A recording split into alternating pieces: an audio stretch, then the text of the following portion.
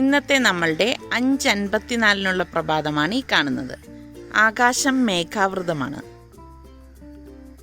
അപ്പോൾ നമുക്ക് ഈ പുൽക്ക പോലെയുള്ള ചപ്പാത്തി ഉണ്ടാക്കാൻ വേണ്ടിയിട്ട് ഞാനിവിടെ 3 കപ്പ് ഗോതമ്പ് മാവ് ഒരു വലിയൊരു പാത്രത്തിലേക്ക് ഇട്ട് കൊടുക്കുകയാണ്.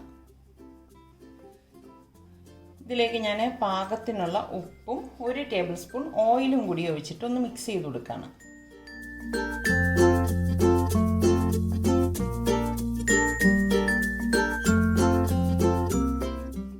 ഞാനിത് നന്നായിട്ട് മിക്സ് ചെയ്തെടുത്തിട്ടുണ്ട്. അപ്പം ഞാൻ വെള്ളം ലാസ്റ്റ് പറയാം എത്രയാണ് ഞാൻ ഇതിലേക്ക് ചേർക്കുന്നതെന്ന്. ഇപ്പം ഞാനിവിടെ 1 കപ്പ് ഇളം ചൂടുവെള്ളമാണ് എടുത്തിരിക്കുന്നത്. അതൊഴിച്ച് കുഴച്ച് കൊടുക്കാം. കുറേശ്ശെ ഒഴിച്ചിട്ട് കുഴച്ച് കൊടുക്കണേ.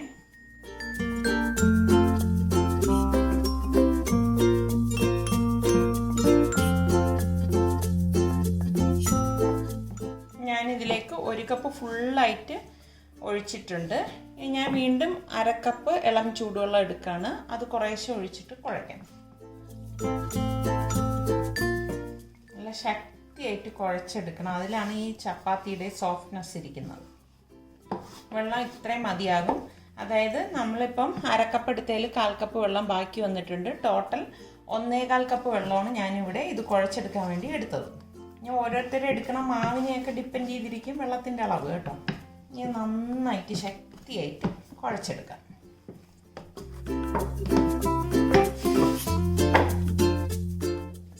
അപ്പം ഞാനിത് നന്നായിട്ട് കുഴച്ചെടുത്തിട്ടുണ്ട്. ഇത് നല്ല സ്മൂത്ത് ഡോ ആയിട്ട് വന്നിട്ടുണ്ട്. ഞാനിനി ഇത് ഒരു 1/2 മണിക്കൂർ അടച്ച് മാറ്റി വെക്കും. ഈ സമയം കൊണ്ട് നമുക്ക് ഇതിലേക്കുള്ള കറി തയ്യാറാക്കിയെടുക്കാം. ഒരു ബൗൾ എടുത്തിട്ട് ഞാനിതിലേക്ക് 4 ടേബിൾ സ്പൂൺ തൈരിട്ട് കൊടുക്കണം. ഇനി ഇത് നന്നായിട്ടൊന്ന് ഉടച്ചു കൊടുക്കാം. കട്ടയില്ലാതെ ഉടച്ചെടുക്കണം. ഇനി ഈ തൈരിലേക്ക് ഞാൻ 2 ടേബിൾ സ്പൂൺ കാശ്മീരി ചില്ലി പൗഡറും 1.5 ടേബിൾ സ്പൂൺ മല്ലിപ്പൊടിയും 1 ടീസ്പൂൺ ഗരം മസാലപ്പൊടിയും 1 ടീസ്പൂൺ മഞ്ഞൾപ്പൊടിയും പാകത്തിനുള്ള ഉപ്പ് ഇട്ട് ഇതൊന്ന് മിക്സ് ചെയ്ത് കൊടുക്കാം.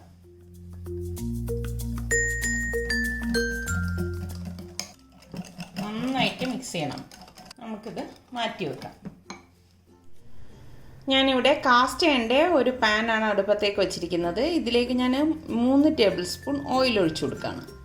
എണ്ണ ചൂടാകുമ്പോഴേക്ക് ഞാൻ 1.5 ടീസ്പൂൺ ചെറിയ ജീരകം ഇതിലേക്ക് ഇട്ട് കൊടുക്കുകയാണ്. ഇതിലേക്ക് ഞാൻ 1 ടേബിൾ സ്പൂൺ ജിഞ്ചർ ഗാർലിക് പേസ്റ്റും കൂടി ഇട്ട് കൊടുക്കണം. ഇതോടൊപ്പം തന്നെ ഞാനിവിടെ 2 സവാള ചോപ്പ് ചെയ്തെടുത്തിട്ടുണ്ട്. ഈ സവാളയും കൂടി ഇട്ട് വഴറ്റി കൊടുക്കാം. ഞാനിവിടെ മീഡിയം ഫ്ലെയിമിൽ ഇട്ടിട്ട് തന്നെയാണ് ഇത് വഴറ്റുന്നത് കേട്ടോ. ഇത് ന്യൂട്രിയോണിൻ്റെ കാസ്റ്റ് അയൺ പാനാണ് കേട്ടോ. ഇപ്പം നമ്മൾ കാസ്റ്റ് അയണിൽ ഉണ്ടാക്കുമ്പോഴേക്ക് ഞാൻ എപ്പോഴും പറയുന്നത് പോലെ കറികൾക്കൊക്കെ നല്ല സ്വാദായിരിക്കും, നമ്മുടെ ഹെൽത്തിനൊക്കെ നല്ലതായിരിക്കും. അപ്പോൾ ഇത് വേണം എന്നുള്ളവർക്ക് ഞാൻ ഇതിൻ്റെ ലിങ്ക് ഡിസ്ക്രിപ്ഷൻ ബോക്സിൽ കൊടുത്തിരിക്കാം. നല്ലതുപോലെ ഒന്ന് വഴറ്റിയിട്ട് 2 മിനിറ്റ് നമുക്ക് മൂടി വെച്ചിട്ട് ഇത് റെഡിയാക്കി എടുക്കാം. മൂടി വയ്ക്കുമ്പോൾ പെട്ടെന്ന് തന്നെ ഇത് വഴണ്ടി കിട്ടും. നമ്മൾ വെച്ചിട്ട് ഒരു 2 മിനിറ്റ് കഴിഞ്ഞിട്ടുണ്ട്. ഇതിൻ്റെ അടപ്പൊന്ന് മാറ്റി നോക്കാം. കണ്ടോ, ഉള്ളി പെട്ടെന്ന് വഴണ്ടി വന്നിട്ടുണ്ട്. ഇനി ഇതിലേക്ക് നമ്മൾ ഈ കലക്കി വെച്ചിരിക്കുന്ന ഈ തൈരിൻ്റെ മിക്സില്ലേ അതൊഴിച്ചു കൊടുക്കാം. ഒഴിച്ചു കൊടുത്തിട്ട് നന്നായിട്ടൊന്ന് ഇളക്കിയെടുക്കണം. കുറച്ച് ഏകദേശം 1/2 കപ്പ് വെള്ളം ഒഴിച്ച് കലക്കി ഇതിലേക്ക് ഒഴിച്ചു കൊടുക്കണം കേട്ടോ. അതുപോലെ ഇളക്കിയെടുക്കണം. ഞാൻ ഇവിടെ 1/2 കപ്പ് വെള്ളം ഇതേ ബൗളിൽ തന്നെ ഒഴിച്ചെടുത്തിട്ടുണ്ട്.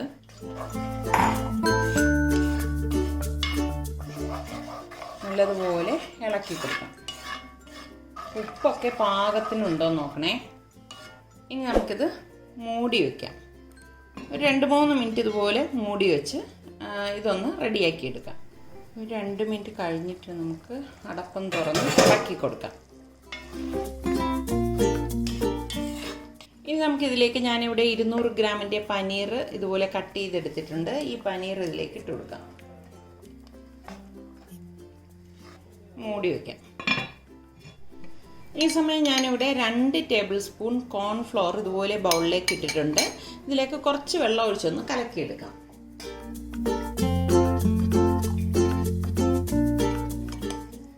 കട്ടയില്ലാതെ കലക്കിയെടുക്കണം. നമുക്കിത് തുറന്ന് ഇതുപോലെ ഒന്ന് ഇളക്കി കൊടുക്കണം. പനീർ ആയതുകൊണ്ട് തന്നെ പെട്ടെന്ന് റെഡി ആയി കിട്ടും കേട്ടോ. ഞാൻ 2-3 മിനിറ്റ് കഴിഞ്ഞിട്ടുണ്ട് ഇത് വെച്ചിട്ട്.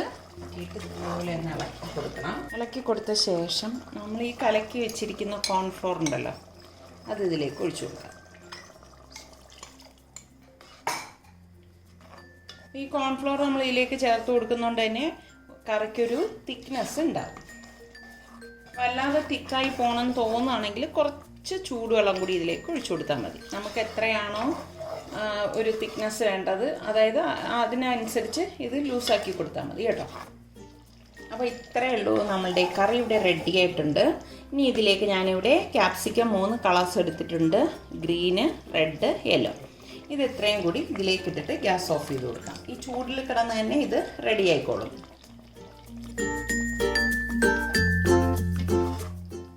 നല്ല ചൂട് ചപ്പാത്തിയുടെ കൂടെയും പൊറോട്ടയുടെ കൂടെയൊക്കെ കഴിക്കാൻ പറ്റിയ നല്ല അടിപൊളി കറിയാണ് കേട്ടോ. പെട്ടെന്ന് നമുക്ക് റെഡിയാക്കി എടുക്കാം.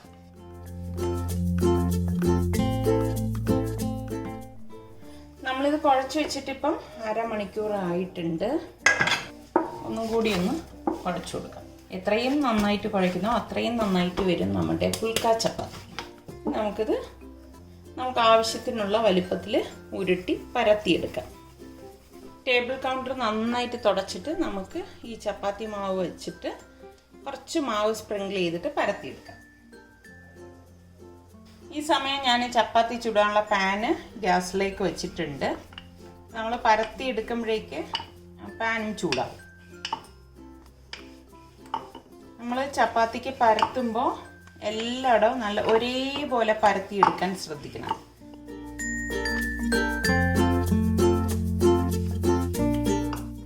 ചൂടായ പാനിലേക്കിട്ട് ചുട്ടെടുക്കാം.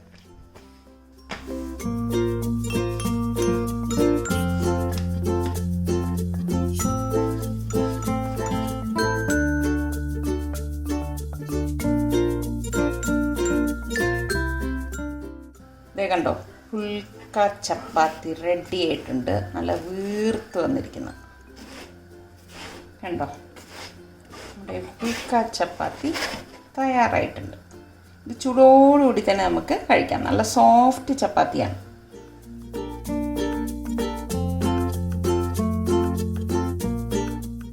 കണ്ടോ, നമ്മുടെ പുൽക്ക ചപ്പാത്തി റെഡി ആയിട്ടുണ്ട്.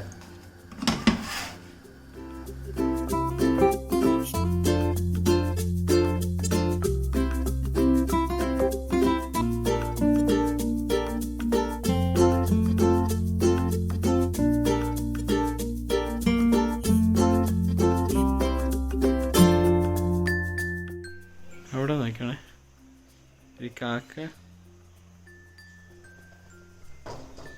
ഇത്ര എന്താ അവിടെ പോയി. നേരത്തെ അവിടെ ഇലേൻ്റെ മുകളിൽ അവിടെ വെച്ചിട്ട് മാങ്ങ അങ്ങനെ എന്തോ എടുത്ത് തിന്നുമായിരുന്നു. ഞാൻ കുറച്ച് ക്ലീൻ ചെയ്ത് ഫ്രൈ ചെയ്യാൻ വേണ്ടി പോവാണ്.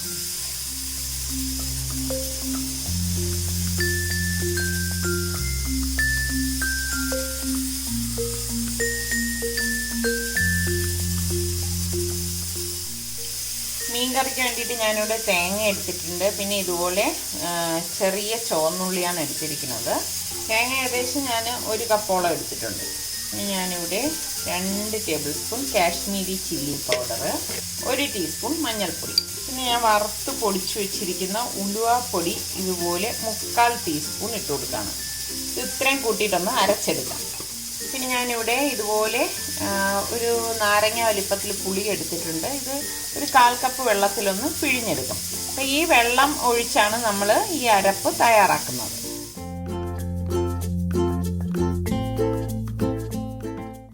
ഈ പുളി പിഴിഞ്ഞ് വെച്ചിരിക്കുന്ന വെള്ളമാണ് നമ്മൾ ഇതിലേക്ക് ഒഴിച്ചു കൊടുക്കുന്നത് കേട്ടോ. ഇതൊന്ന് അരച്ചെടുക്കാം. ഇതിലേക്ക് ഞാൻ ഉപ്പും കൂടി ചേർത്താണ് അരയ്ക്കുന്നത്.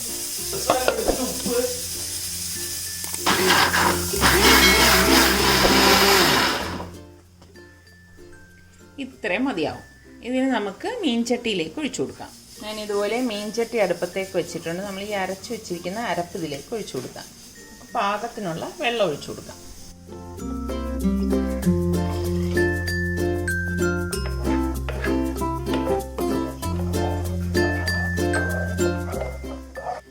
ഞാനിവിടെ 3 പച്ചമുളകും കുറച്ച് കറിവേപ്പിലയും കൂടി ഇട്ട് കൊടുക്കണം.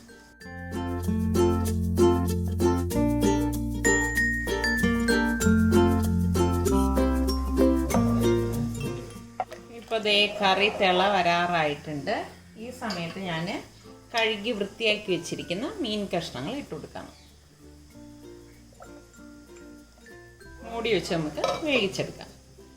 ഒരു 4-5 മിനിറ്റ് ആകുമ്പോൾ തന്നെ മീനായതുകൊണ്ട് പെട്ടെന്ന് റെഡിയായി കിട്ടും കേട്ടോ. അപ്പോൾ ഈ കറി നല്ല തിളയൊക്കെ വന്നിട്ടുണ്ട്. നമുക്കൊന്ന് ഇളക്കി കൊടുക്കാം. ഉപ്പും പുളിയൊക്കെ പാകത്തിനുണ്ടോയെന്ന് നോക്കണം. ഇതെല്ലാം ഇവിടെ പാകത്തിനുണ്ട്. ഞാനൊന്ന് ഇളക്കി കൊടുക്കുകയാണ്. എന്നിട്ട് നമുക്കൊന്ന് മൂടി വെക്കാം.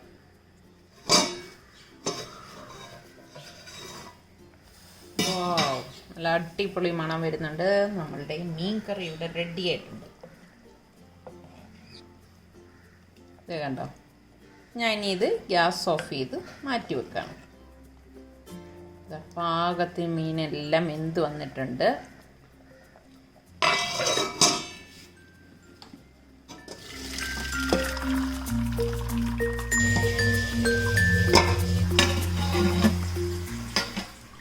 ഞാൻ മീൻ പൊരിക്കാൻ വേണ്ടി പാനിലേക്ക് എണ്ണ ഇട്ടിട്ടുണ്ട്. ഈ മസാല പൊട്ടി വെച്ചിരിക്കുന്ന മീൻ ഇതിലേക്ക് ഇട്ടിട്ട് ഫ്രൈ ചെയ്തെടുക്കാം.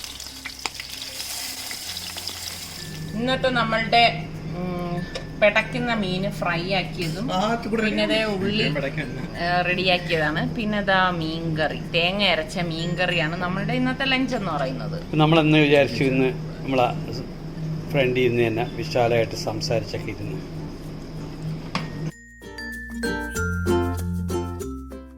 ഹോസ്റ്റലിൽ കൊടുക്കുന്ന ഒരു ക്യൂ നിൽക്കുന്ന പോലെയാണ് ഇവിടെ.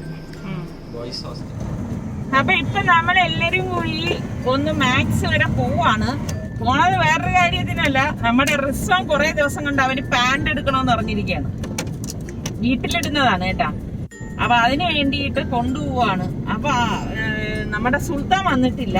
ആരാണ്ട് പറഞ്ഞു കഴിഞ്ഞ ബ്ലോഗില് സെക്രട്ടേറിയറ്റ് കാണിച്ചിട്ടുണ്ട്. ഉണ്ട്, പക്ഷെ പറഞ്ഞില്ല പോലും. ഇയാൾ എന്ത് ഇവിടെ ഇപ്പോഴും ഇരിക്കുവാണോ? ശ്രീജിത്ത് ഇപ്പോഴും ഇവിടെ ഉണ്ട്. ചേട്ടന്റെ അതെ.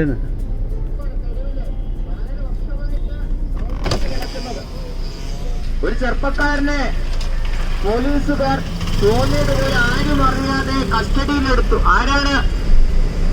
പോലീസ് ഉദ്യോഗസ്ഥർ.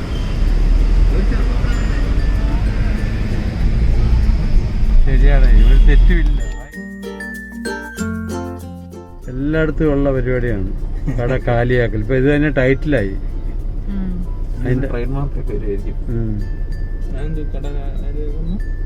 പേരെങ്ങനെ പറയും?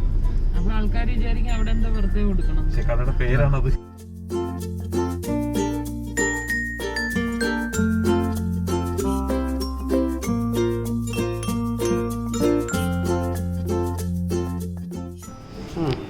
ഇപ്പൊ നമുക്കൊരു കോള് വന്ന് നമ്മുടെ വീട്ടില് ഒരു റോസും കേക്കും വന്നിട്ടുണ്ടെന്ന്. നമ്മുടെ സുൽത്താൻ വീട്ടിലുണ്ട്. സൽമാൻ വിളിച്ച് പറയാണ്.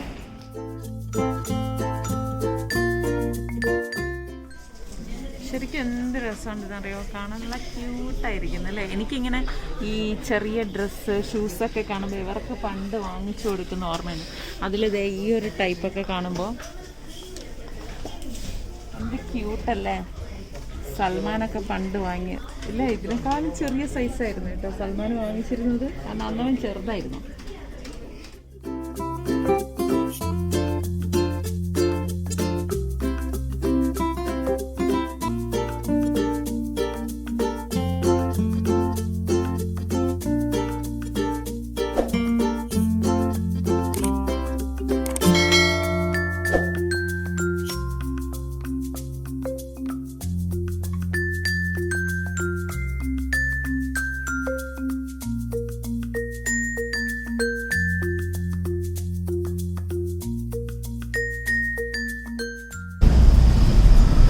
സെക്രട്ടേറിയറ്റ് കണ്ടിട്ടില്ല എന്ന് പറയുന്നത്. രാത്രി ഇതാണ് സെക്രട്ടേറിയറ്റ്.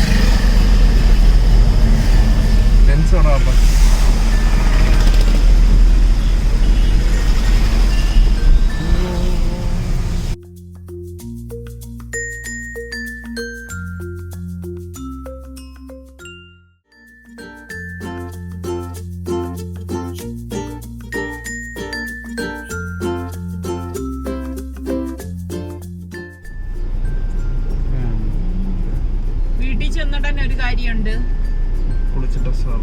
മാത്രം പോരാ, കേക്ക് കട്ടിങ്.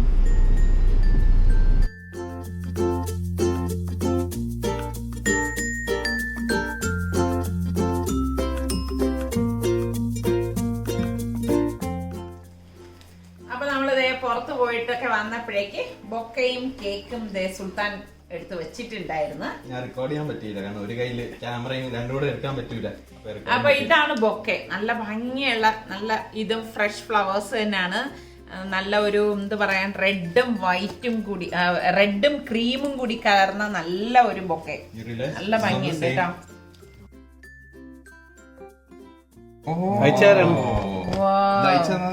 നീത ബിജു ചെന്നൈയിൽ നിന്നാണ്. ഭംഗിയുള്ള കേക്ക് മഹോത്സവം അവസാനിക്കുന്നില്ല. ഇത് അടിപൊളി കേക്ക് അല്ലേ? ഹലോ നീത, മനസ്സിലായ?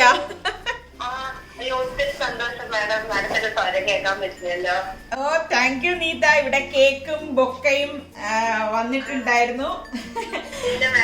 എനിക്ക് ഭയങ്കര ഇഷ്ടമാണ് നിങ്ങൾ whole family. Thank you Neeta. ഇതിനെക്കാട്ടിലും എനിക്ക് ഇഷ്ടം നിങ്ങളുടെ പോസിറ്റിവിറ്റിയാ. നിങ്ങളുടെ വീഡിയോ കാണുമ്പോ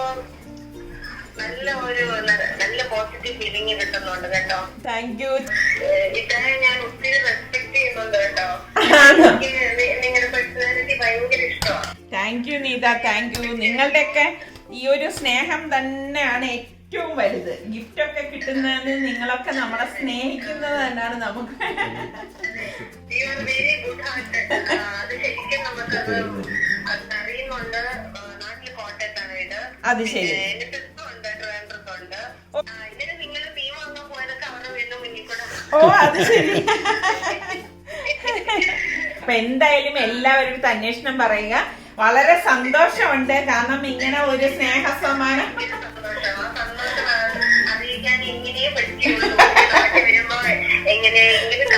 തീർച്ചയായിട്ടും വരണം കേട്ടോ.